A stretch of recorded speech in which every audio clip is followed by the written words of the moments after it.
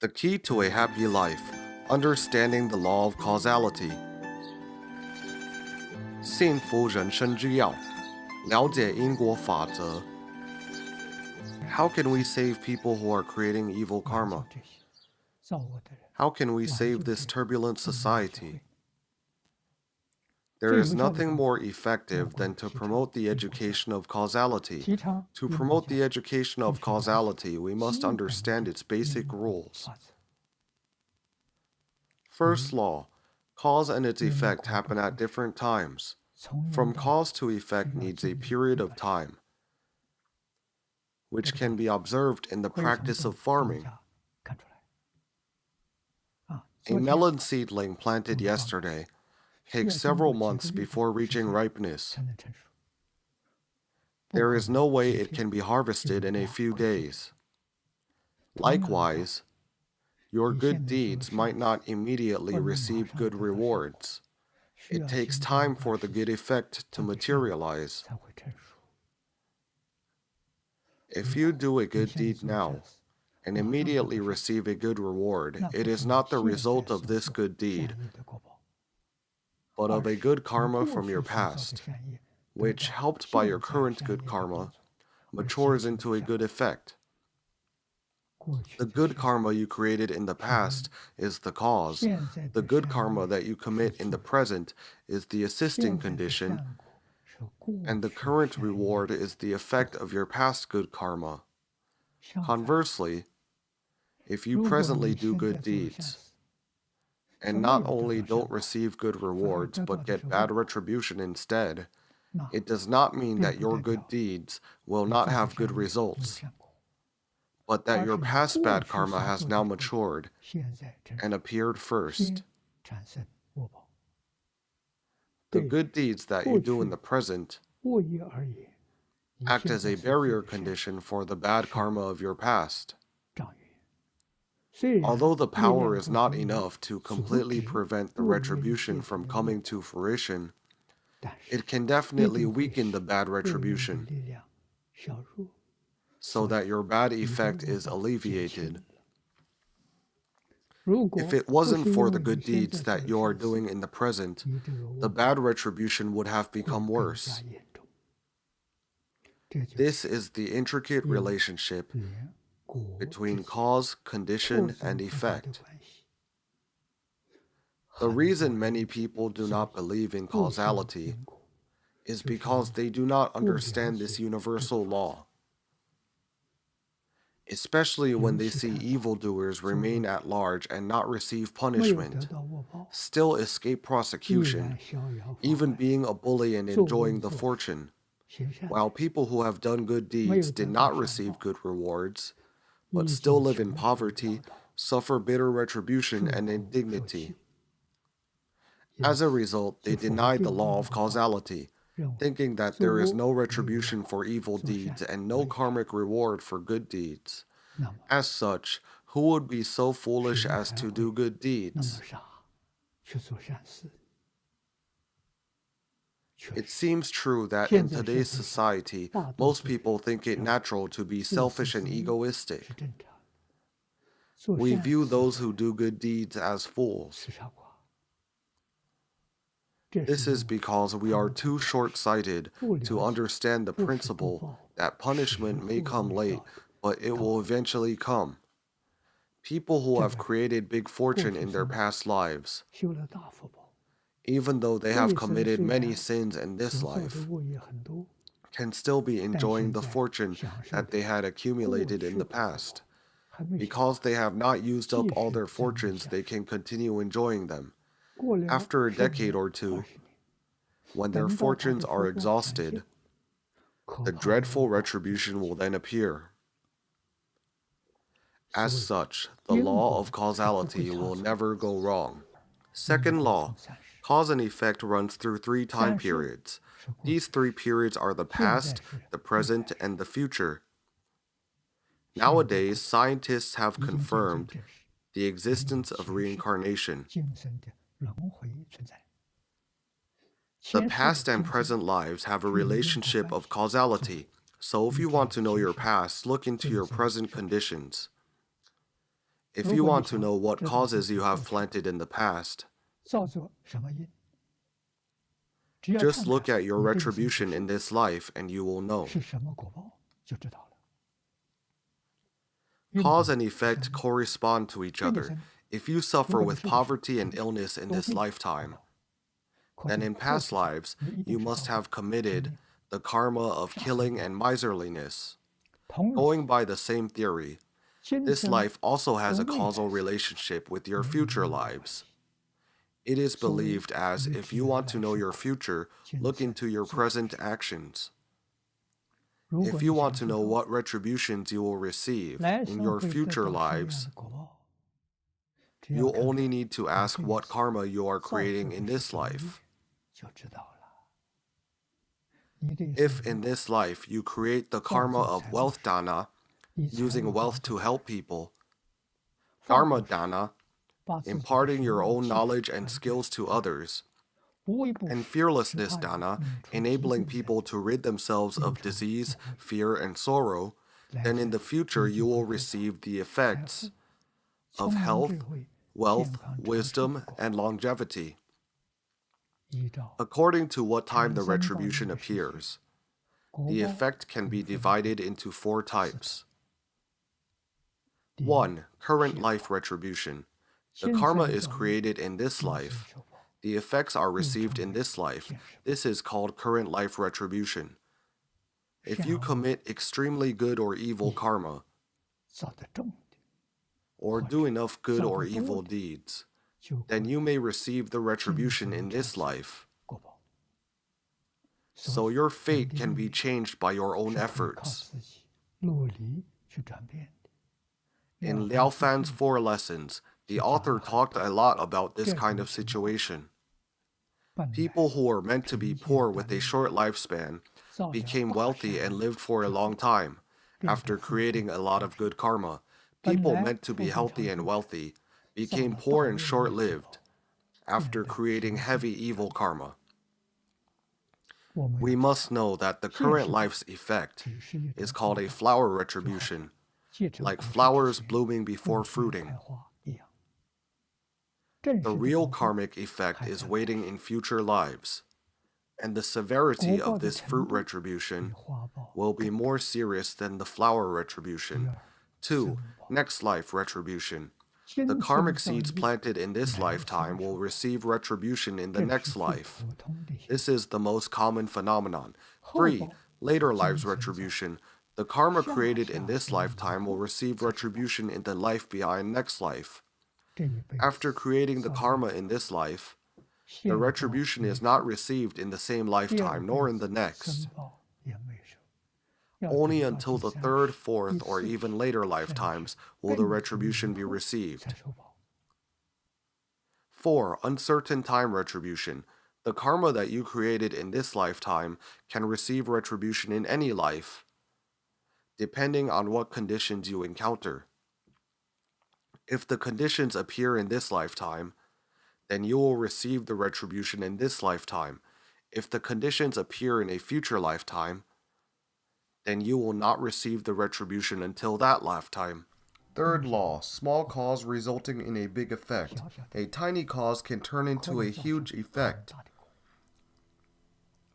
It is like a small watermelon seed buried in the dirt, growing into many big watermelons. And in these big watermelons, there are many more watermelon seeds. As the adage goes, give 1 and beget 10,000 in return is true. Regarding this point, there is a story illustrated in the Buddhist sutras. When Buddha was on earth, there was an old servant of a Brahmin elder who took some spoiled food out of the house and was preparing to dump it out. The moment she went outside and saw the solemn image of the Buddha, deep and profound respect arose from her heart. She wanted to make an offering to Buddha, but all she had was the spoiled food in hand. How could she offer it to the noble Buddha? Just as she hesitated, Buddha began to smile and emit light, happily using his bowl to scoop up the spoiled food from the old woman's hand. Buddha then turned his head and told Ananda, "This old woman is wholeheartedly devout. Because of the merit of her sincere offering to Buddha, in the future she will have 15 kalpas, such a long time, to enjoy happiness in heaven. And after the 15th kalpa, she would descend into the human realm, where she would have the karmic condition of being a monk. At this time, the old woman's master, the Brahmin elder, happened to walk out of the house. Hearing what Buddha said, he thought it was very incredible. Buddha then asked the Brahmin elder, 'Have you ever seen other incredible things?' The elder replied, 'Yes. One time we had 500 horse-drawn carriages traveling together. Because of the hot weather, we went to find a big tree to enjoy the shade. This big tree could cover all 500 carriages, and there was still extra shade left over. The size of the tree was truly unbelievable.' Buddha then asked, 'Do you know how big was the seed of this great tree?' The elder replied, 'As small as a mustard seed.' Buddha said, 'This is correct. This is the theory of a small cause creating a large effect. Although the cause of the elderly servant making an offering to Buddha was very small, it begot a big effect. The principle is based on the speed of mind, which is way too fast. According to Maitreya Bodhisattva, in the snap of a finger, there are 3.2 billion 100,000 thoughts. Each one shapes a form, and in every form exists consciousness. One finger snap contains 320 trillion thoughts. The unit is 100 times 1,000, 100,000. 3.2 billion times 100,000. That is 320 trillion. In one finger snap, there are 320 trillion thoughts. In 1 second, supposedly, you can snap your fingers 7 times. 320 trillion times 7. It will become 2,240 trillion thoughts. In 1 second, there are 2,240 trillion thoughts, and each thought is independent. The frequency of this kind of subtle thoughts is too high, so Maitreya Bodhisattva said that each thought is extremely fine, and there is no way to hold it. It is too fast. The speed of thought is so fast that within a very short period of time, myriad seeds are planted, and in the future, the time for them to become effects is then very long. The cause and effect story of Magdalena is recorded in the Buddhist sutras.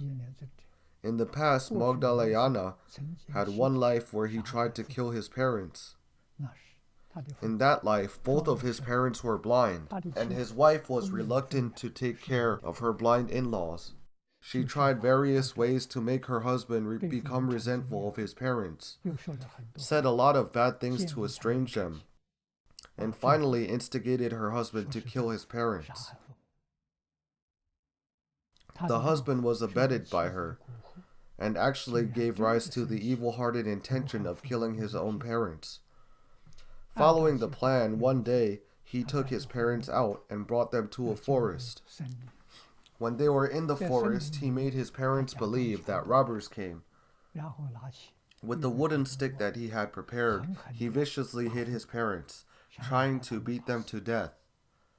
Unexpectedly, as he was savagely beating them, they did not call on him to save them, but shouted for their son to quickly run for his life instead, lest he be harmed by the robbers. He was so moved by his parents' unconditional love that his conscience came into play. He knelt down in front of them and repented for his wrongdoing. Because of this evil karma of intending to kill his own parents, his life was shortened, and upon death he fell into the hell realm, suffering a long period of torture. After leaving hell, he still had to endure the bitterness of the hungry ghost and animal realms. When he finally reincarnated as a human, he died brutally beaten until his bones were pulverized into pieces, in each life for 500 lives. Even in his life as Magdalayana, there was no exception. He followed Buddha as a disciple, attained arhathood, and became Buddha's #1 disciple in supernal power. However, when the karmic condition had matured, he became unable to enter samadhi and unable to use his supernal power due to his severe karma remaining so strong.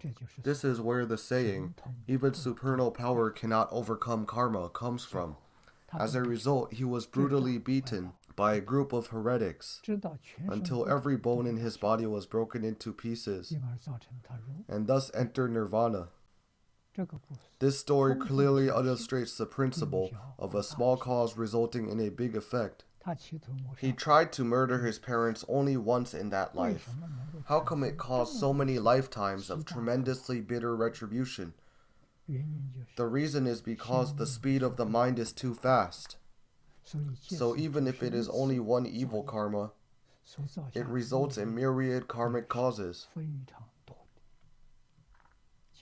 For example, if in that past life, he hid his parents for half an hour, according to Maitreya Bodhisattva's explanation, in a second, if one can snap his fingers 7 times, then in a second one can plant 2,240 trillion extremely evil karma by attempting to murder his parents, and multiplied by 1,800 times for half an hour. The huge number of evil karmic seeds planted is astonishing. This extremely evil karma resulted not just in a shortened sickly life, known as the flower retribution, but also the fruit retribution of his next life reincarnation in hell. After finishing the sentence in hell, he was then reincarnated into the animal and the hungry ghost realms for the remainder retribution, and the next 500 lifetimes as a human, all ending with his bones beaten into pieces, were still the remainder retributions of this one past evil karma that he had created. From this example, we can see how the severe karma can lead to the flower, the fruit, and the remainder retributions. It is truly like one aftermath following another, with no end in sight. Seeing how fierce this karmic retribution can be, do you still want to be rebellious and hurt your parents? Do you still dare to commit other bad karmas? I Ching, the Book of Changes, CT chapter says, the family that accumulates goodness is sure to have abundant remainder auspiciousness, and the family that accumulates evil is sure to have abundant remainder misery. The meaning is that a family which accumulates good deeds will gain extra prosperity, and their future generations will be blessed. And the family that accumulates evil will have extra sins and bring disaster to their future generations. This passage is an evident testimony of a small cause resulting in a big effect. Master Yin Guang said, since there are remainder auspiciousness and remainder retribution, there must be original auspiciousness and original retribution. The original auspiciousness refers to the person enjoying the good fruit retribution of his own good karma.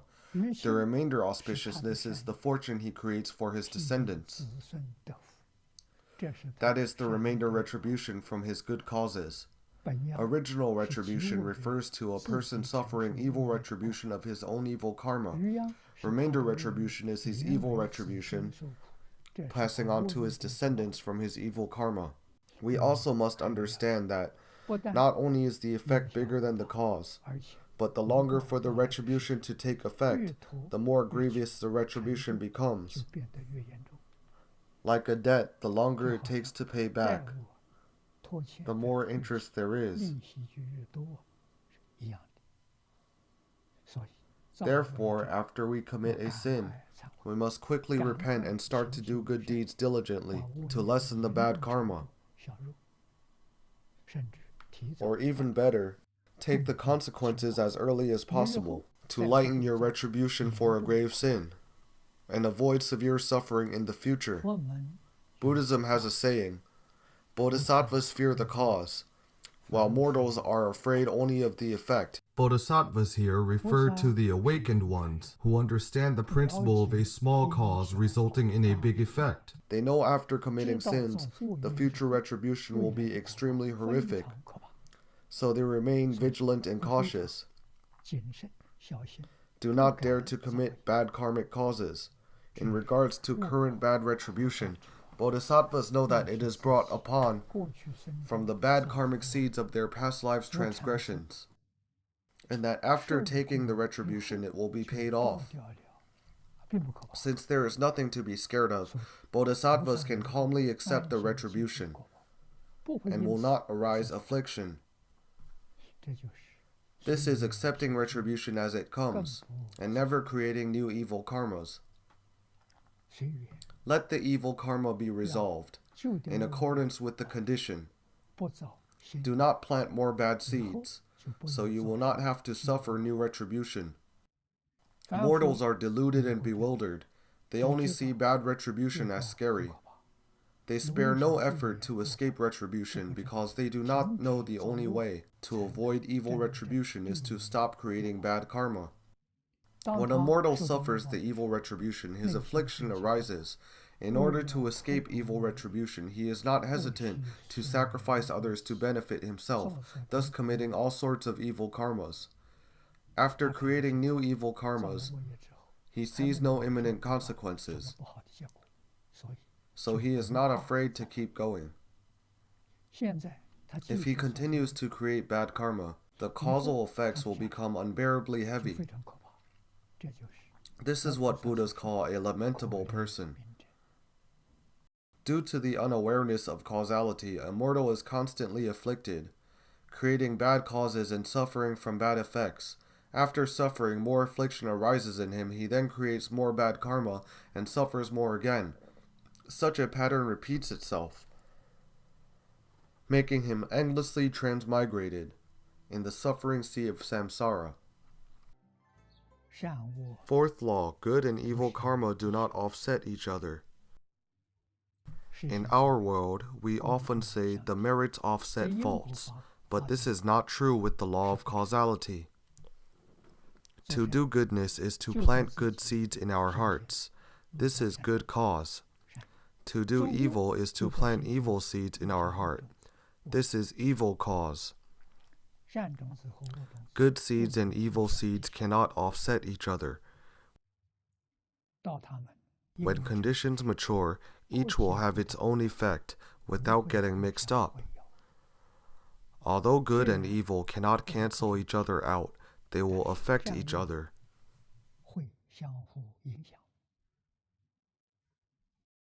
Doing good deeds and planting good causes now is a helping condition to the previous good karma you had planted. It will increase its effect. It also works as a buffering condition to the previous bad karma and weakens its effect. So after your good deeds, if you continue to do good, your previous good causes will receive more and more helping conditions. They will become more and more powerful, and the good effects you receive will become better and stronger. It is just like I Jing, the Book of Changes, Si Ci chapter says, one's prestige will not be achieved if his goodness is not accumulated. Only by accumulating good deeds continuously can a good reputation be realized. Relatively, after doing evil deeds, if you repent and diligently do good deeds, little by little the power of your bad seeds will be weakened, and the evil retribution you shall receive will be lessened. This is lightening the retribution for a grave sin. A good example is, shortly before passing away, Master Xuanzang became very ill, and he suspected if it had to do with any mistake in his translation of Buddhist sutras. That night, a bodhisattva came to his dream, telling him that it was a lightened retribution for his past life's heavy sins. Because of the great merit he planted from translating Buddhist sutras, much of the grave karma that he had committed in past lives were eliminated through this one disease. On the other hand, the current evil karma you are creating is a helping condition to the evil seeds of the past. It will strengthen their influences. Furthermore, as an obstacle to the good seeds planted in the past, it will weaken their effects. So after you create evil karma, if you continue to do bad deeds, your previous bad karma will receive more and more helping conditions.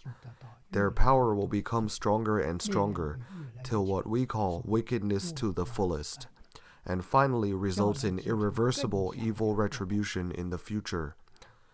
Just as the I Ching Si Zi chapter says, one's perishment will not happen if his evilness is not accumulated. Only continuing to accumulate bad deeds will result in your self-destruction.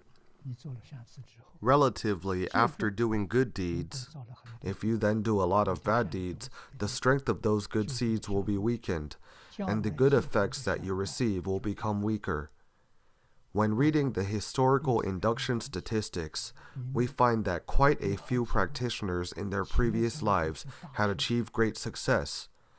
Unfortunately, their achievement was not as good in the following life. So as you see, it is very difficult to elevate, but to fall downwards is very easy. From here, we can also see the horror of the 6 realms reincarnation. The above is just a simple explanation of the relationship between good and evil karmas. In fact, the rules of causality are extremely intricate. It is not something that can be explained in just a few words. Even bodhisattvas and arhats have no way to understand it fully. Only Buddhas can. Fifth law, causality is not elusive. Karma will not be undermined. Buddhist sutras say, even after hundreds of thousands of kalpas, the karma created will not be gone. When the conditions are in place, the effects will come back upon you. The seeds of good and evil that we have planted will fall into the fields of alaya. Alaya vijnana is like a big warehouse where the karmic seeds are stored. They will never be lost and will never deteriorate. How troublesome this is! It has become karmic causes. Even after hundreds of thousands of kalpas, after such a long time has passed, once the appropriate conditions are in place, these karmic causes will still manifest into their effects, and the effects will certainly have to be received by you. You must wait for the effects to take fruit, and only then can this karma be resolved. Therefore, as long as you are still within the 6 realms reincarnation, you can never escape the cause and effect of your karma. That is why only the deluded and bewildered people dare to create bad karma. Awakened bodhisattvas will absolutely not dare to create bad karma. The retribution of causality does not have the slightest inaccuracy. Even after you became a Buddha, you will still have to suffer the retribution of evil karma that you have created.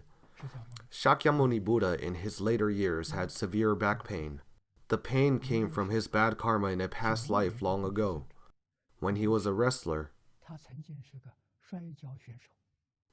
Having been deceived by his opponent twice, he held a grudge in his heart.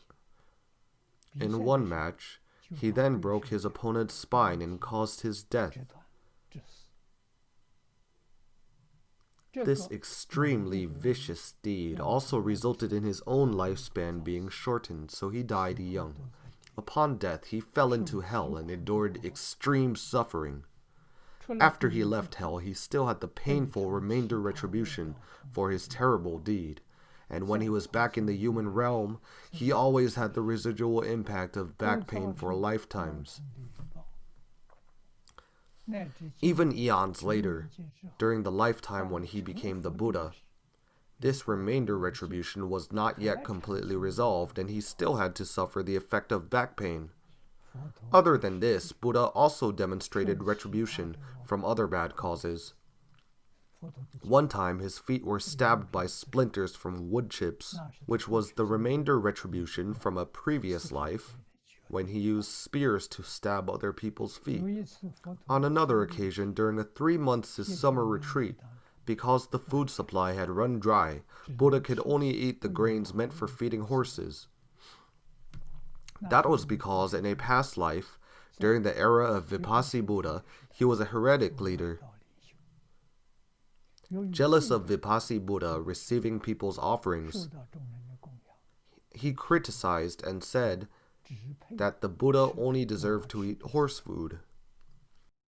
这个口业 The remainder retribution of this verbal karma caused Shakyamuni Buddha to eat horse food for 3 months in his life. When King Varudaka of Kosala tried to demolish Shakyamuni Buddha's race, the Buddha successfully stopped the king's attacks 3 times, but was still unable to change the doomed, disastrous karma of his family. At that time, Buddha had a headache for 3 days. This was because in a past life, he had used a stick to beat the head of a big fish 3 times. 山下的缘故。由此 All these tell us that the universal rule of cause and effect is not falsehood, and even a Buddha cannot avoid it. 那么 What about Pure Land practitioners who are reborn in Sukhavati? 如何？是否 Does it mean that after being born in Sukhavati, even if you have previously killed someone, you no longer owe them your life? Does it mean that you can now avoid paying back your previous debt? No. The effects from a heavy sin may be lightened, but they can never remain unresolved. 积乐 Sukhavati is a very good environment for us to cultivate. 修行环境，让我们有无 It 限 provides us unlimited time to cultivate 一直修行到 until we become a Buddha. Amitabha allows us to postpone receiving our bad 让我 retribution, 们暂时不用偿还我业。 but nowhere does the sutra say that our bad karma can be erased. That is impossible. In the future, even after we become a Buddha in Sukhavati, when we go to other worlds to liberate all beings, we will still have the bad effects to deal with when the evil karma matures. 恶业带来的恶报， But by that time, you would have become a Buddha and have a crystal clear insight into the retribution of causality. 日显 Your heart will remain still as thusness, tathata. 解脱 You are liberated and at ease. You will not feel suffering or afflicted by the retribution. So, as Pure Land practitioners, we also have to eradicate evilness and practice goodness earnestly. 不要以为 Don't have the misconception that since we have Sukhavati and Amitabha Buddha to rely on, 就有 we can have our own way and fear nothing. 忌惮。你如果 If you go idle and commit bad karma, 以后 in the future you will suffer enormous retribution. 因果法 The law of causality is the universal truth. 是世界 It is the law by which the universe 真 runs. 相，而这些事 The 实 truth is not far 不 away. 在远方，就发生在我 It 们 happens right here in our daily lives. 不相 He 信 who does not believe in causality cannot see the causal phenomena happening around him. 因果现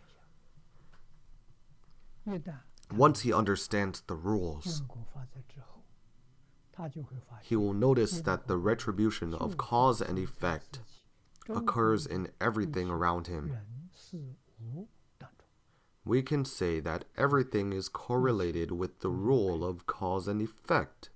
Conclusion: the education of causality 完就会 can save people's hearts from depravity. 因果报应 The theory of causality is very deep and vast. The above is merely a fundamental introduction of the cause-effect law to help everybody establish a basic concept.